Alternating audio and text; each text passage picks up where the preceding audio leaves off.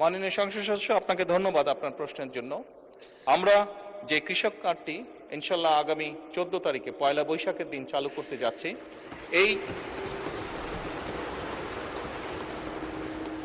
এই পাইলট কর্মসূচির আওতায় এরই ভিতরে আমরা প্রায় মোটামুটিভাবে 22,000 বিভিন্ন ধরনের কৃষক, প্রায় 22,000কে এই পাইলট প্রজেক্টের আওতায় নিয়ে এসেছি।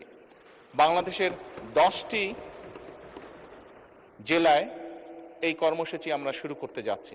আপনি যদি জিজ্ঞেস করেছেন যে কবে নাগাদ সমগ্র বাংলাদেশে এটি সকল কৃষককে আমরা দিতে পারবো, বাংলাদেশে সরকারের কাছে যে হিসাব আছে তাতে প্রায় 2,75,00,000 কাছাকাছি কৃষক আছে, প্লাস মাইনাস। আমরা ইনশাল্লাহ পর্যায়ক্রমিকভাবে আগামী কয়েক বছরের মধ্যে চেষ্টা করব, আমাদের সরকারের পরিকল্পনা রয়েছে সকল কৃষকের কাছে পর্যায়ক্রমিকভাবে পৌঁছানোর জন্য। ধন্যবাদ।